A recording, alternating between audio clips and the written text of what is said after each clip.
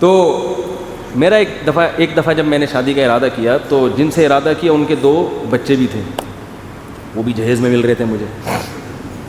میں ذہنی طور پر اس وقت اس کے لیے تیار نہیں تھا. اچھا میرے اس طرح کے بیان سن کے نا، اب میں نے جب بیان کیا نا، میں نے بیچاری نابینا لڑکیوں کو پیغام بھیجا، لنگڑیوں کو اور لکوا کی مریضوں کو بھی پیغام بھیجا اس وقت. تو بھائی اس وقت بھیجا تھا، اب نہیں بھیج رہا. وہ میرے پاس فون آنا شروع ہو جاتے ہیں کہ وہ اس طرح کا مسئلہ ہے، آپ تو میں کروں نہ کروں ایک الگ مسئلہ ہے، لیکن اس کا یہ مطلب نہیں کہ جتنے ملک میں جو بھی معذور ہیں تو وہ مجھ سے رابطہ کریں. یہ مطلب میرا نہیں ہوتا. میں رابطے پر پابندی نہیں لگا رہا، لیکن یہ مطلب نہ لیا کریں اس کا. صحیح ہے نا؟ اس وقت کی بات ہے جب لفٹ کرا رہے تھے، پھر تو کوئی لفٹ نہیں کرا رہا تھا ہم کو. اچھا خیر، جب میں کر رہا تھا تو اس وقت تو جو بیچاری پاؤں سے معذور ہیں وہ بھی نہیں مان کے دے رہی تھی. صحیح ہے نا؟ اب تو ہماری اتنی ساری ہو گئی ہیں نا شادیاں، اب تھوڑی اب تھوڑی سیٹنگ چینج ہو گئی ہے. تو میں نے پیغام بھیجا تو مجھے جہیز میں 2 بچے بھی مل رہے تھے. میں ذہنی طور پر اس کے لیے تیار نہیں تھا کہ میں کسی کے بچوں کو کیوں پالوں بھائی. تو مجھے یاد ہے میں جامعۃ الرشید میں آیا، ہمارے ایک استاذ تھے، ان سے بھی میں نے سمجھایا یار رشتہ اچھا ہے لیکن یار 2 بچے کسی کے میں کیوں رکھوں. تو انہوں نے فوراً قرآن کی آیت پڑھ دی نا. اچھا بچوں میں کوئی خرابی نہیں، کچھ بھی نہیں. مجھے پتا تھا شاید میرے رشتہ دار بھی اس پہ ناک منہ بنائیں کہ یار ہم کسی کے بچوں کو اپنے خاندان میں کیوں لے کر آئیں. بہت عجیب سے مسائل کھڑے ہو رہے تھے. یقین نہیں تھا. ہمارے خاندان نے اللہ کا شکر ہے ان کو رکھا بہت اچھی طرح سے، لیکن میرے ذہنی طور پر کہ بھئی یہ کیوں. تو مجھے وہ قرآن کی آیت ہمارے ایک استاذ نے پڑھ کے سنائی. بعض آیتیں آپ صبح و شام پڑھتے ہیں لیکن مستحضر نہیں ہوتی. وہ آیت یہ پڑھی انہوں نے، وَرَبَائِبُكُمُ اللَّاتِي فِي حُجُورِكُم مِّن نِّسَائِكُمُ اللَّاتِي دَخَلْتُم بِهِنَّ. بہت دلچسپ واقعہ ہے کہ اللہ نے قرآن میں فرمایا تم پر تمہاری مائیں حرام، ان سے نکاح نہیں کر سکتے، تمہاری بیٹیاں حرام، تمہاری بہنیں حرام، دودھ شریک بہنیں حرام. یہ سب رشتوں کا نام لیے. پھپھی سے نکاح نہیں، خالہ سے نکاح نہیں، اور ان سوتیلی بیٹیوں سے بھی نکاح نہیں کر سکتے جو تمہاری گود میں پلتی ہیں. آئی بات سمجھ؟ اب میں بہت عرصے سے حیران ہوتا تھا کہ بھئی سوتیلی بیٹی تو گود میں پلے نہ پلے، نکاح بہرحال اس سے کیا ہے، حرام ہے نا. نہیں آ رہی بات سمجھ میں؟ بھائی گود میں تو ہم ماں کی بھی پلتے ہیں. اللہ نے کہا تم پر تمہاری مائیں حرام، یہ نہیں کہا وہ مائیں جن کی گود میں تم پلتے ہو. کیا خیال ہے بھائی؟ پلتے ہی ہیں نا. لیکن اللہ نے اس صفت کو ہائی لائٹ نہیں کیا. تم پر تمہاری بیٹیاں، سگی بیٹیاں بھی حرام جو تمہاری گود میں پلتی ہیں، یہ نہیں کہا بس بیٹیاں حرام. بہنیں حرام جن کے ساتھ تم ایک گود میں پلتے ہو، یہ نہیں کہا بس تمہاری بہنیں حرام. ستیلی بیٹی کا ذکر آیا تو تمہاری وہ ستیلی بیٹیاں جو تمہاری گود میں پلتی ہیں آئیں. میں یہ آیت پہ ہمیشہ حیران ہوتا تھا کہ قرآن نے اس کو ذکر کیوں کیا ہے، حالانکہ جیسے سگی بیٹی آپ کی گود میں پلے یا کسی اور کی گود میں پلے، نکاح اس سے کیا ہے، حرام ہے.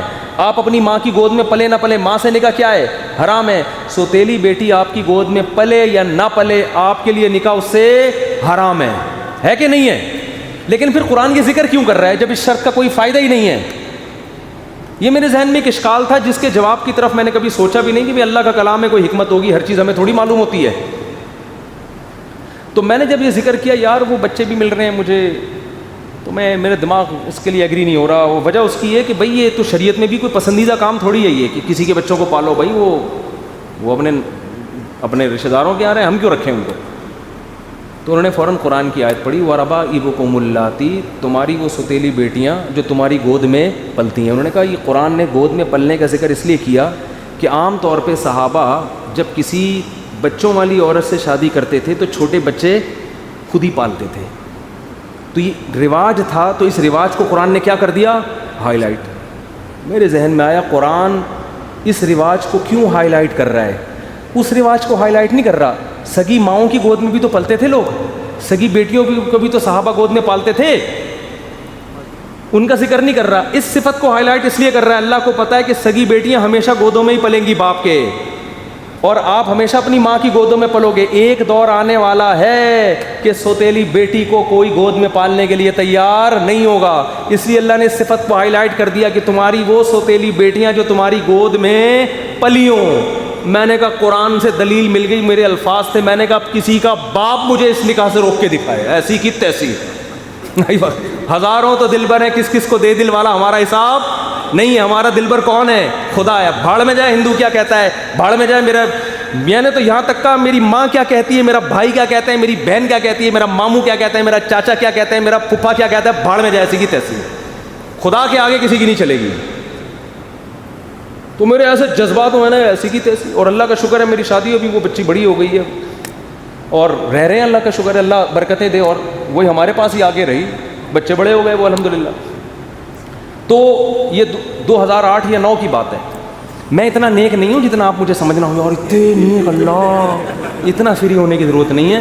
انسان ہمیشہ اپنے اچھے کارنامے بیان کر رہا ہوتا ہے اور جو الٹے الٹے کام کیے ہوتے ہیں اس کو تو میں یہ بھی نہیں کہہ رہا کہ میں نے الٹے الٹے کام کیے ہیں, اگر کیے بھی ہوں گے تو اللہ کو بتا کے معافی مانگوں, آپ کو کیوں بتاؤں گا میں. میرا مطلب زیادہ فری ہونے کی ضرورت نہیں ہے کہ آپ وہ جوش میں آ گئے, ارے مفتی صاحب. وہ بہت لوگ, بندے کو تباہ پبلک کرتی ہے. انسان کو اپنے عیب پتہ ہوتے ہیں, لیکن جب لوگ اس کی تعریفیں کرتے ہیں نا تو انسان اپنے عیب بھول جاتے ہیں. انسان کہتے ہیں یہ صحیح کہہ رہا ہے, اصل میں تو میں یہ ہے جو میں ہوں, اور یہ بگاڑتے ہیں, برباد کر دیتے ہیں. تو اس لیے زیادہ, ہر آدمی کی زندگی میں کچھ برے اعمال کچھ اچھے اعمال ہوتے ہیں, لیکن بتانے کا میرا مقصد یہ ہے کہ اسلام نے ہم میں کتنا کانفیڈنس پیدا کر دیا, کتنا کانفیڈنس کہ یار اب ہمیں سند مل گئی, بھائی ٹھیک ہے, بڑھ میں جائے پبلک کیا کہہ رہی ہے. ہاں آپ کے دوسرے مسائل ہوں تو ایک الگ بات ہے. اب یہ نہیں کہ ایک دم یہ شروع کر دیں, میرے سے مشورہ پہلے لے لیں. بعض دفعہ نہیں ایڈجسٹ ہو پاتی, بعض دفعہ نخرے ہوتے ہیں, بعض دفعہ اور لینے کے دینے بھی پڑ سکتے ہیں اس میں. وہ جیسے دوسری شادی کی اسلام نے ترغیب دی ہے, لیکن یہ تو نہیں کہ جہاں چاہے اٹھا کے کر لو. تو آپ میں حوصلہ ہے نہیں ہے, پھر اس کے سائڈ افیکٹ برداشت کر سکتی, تو سب چیزیں دیکھنی پڑتی ہیں نا.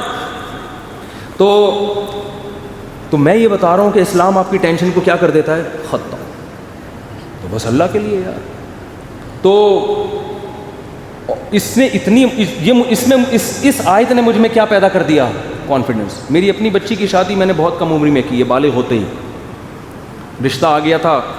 اور بعض لوگوں نے کہا یہ کیا ہو رہا ہے, میں نے کہا بھائی رشتہ بھی ٹھیک ہے, کوئی مجھے سائڈ افیکٹ بھی نہیں لگ رہا اس کا.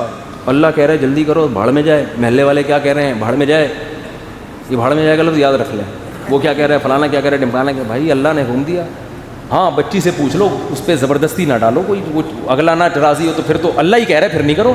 یہاں بھی اللہ نے 2 اور 2 4 کی طرح ہمیں کیا کر دیا, اللہ کہہ رہا ہے بھائی اگلا خوش نہیں ہے پھر نہیں کر سکتے آپ, پھر زبردستی نہیں ہے. ماں باپ اللہ کو نہیں مان رہے آج کل, لہذا ساری سیٹنگ کیا ہوئی ہے, آؤٹ. اپنے بیٹے پہ دباؤ ڈال, یہاں کرے گا تیرا باپ بھی شادی یہاں کرے گا. میں اس باپ سے کہتا ہوں آپ بیٹے کو فورس نہیں کر سکتے, یہ الاؤ ہی نہیں ہے. اب یہ ٹینشن باپ کی خود کی پالی ہوئی ہے نا, کیا خیال ہے کہ یہاں کیوں کر رہا ہے وہاں کیوں نہیں کر رہا.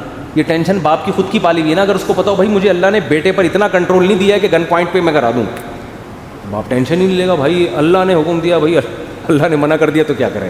نیچے لوگوں نے نا کمنٹس کیے ہوتے, مجھے بعض لوگوں نے مرشد نام رکھا ہوا میرا, وہی مرشد نے کہہ دیا اب تو ہم کریں گے. تو کچھ لوگ مجھے مرشد مانتے ہیں, پیر مرشد مانتے ہیں نا. بعض لوگ کچھ عقیدت میں ہیں, وہ مرشد نے بول دیا بس اب کیا ہے, اپ سائڈ ہے بس. تو بعض لوگوں کے پیر ہوتے ہیں وہ کہتے ہیں پیر صاحب نے کہہ دیا. تو بھائی اصل ہمارا پیر کون ہے, اللہ. اللہ نے کہہ دیا, جاؤ بھائی تمہاری ایسی کی تیسی یار, ہمارے لیے تو مسئلہ کیا ہے. پھر لوگ ملامت کریں گے تو اور خوشی ہوگی. اللہ کہہ رہا ہوگا میری خاطر تو ٹینشن لے رہا ہے بھائی, ثواب ڈبل ہو رہا ہے آپ کا.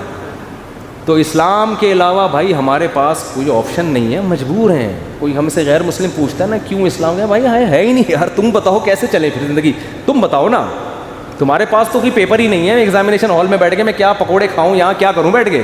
میرے پاس تو یہی پیپر ہے جو سمجھ میں بھی آ رہا ہے, فطرت کو اپیل بھی کر رہا ہے, لکھا ہوا بھی سمجھ میں آ رہا ہے کیا ہے. وہ میرے گھر والوں نے قبول کیا, اللہ کا شکر ہے. ایسے نہیں ہمارے خاندان والے, میں مثال دے رہا ہوں. وہ بھاڑ میں جو میں نے سب ماموں چاچے کو پھینک دیا نا, مجھے ضرورت نہیں تھی, میں تو اپنے اندر کانفیڈنس پیدا کرنے کے لیے. ورنہ میرے ماموں بھی بیان سنتے ہیں, میرے چاچو واچو بھی سب سن رہے ہوتے ہیں. واپس آ جائیں بھاڑ سے آپ سب لوگ. میں نے صرف فار ایگزامپل بھاڑ میں بھیجا ہے سب کو, یہ صرف فار ایگزامپل تھا. واپس آ جائیں.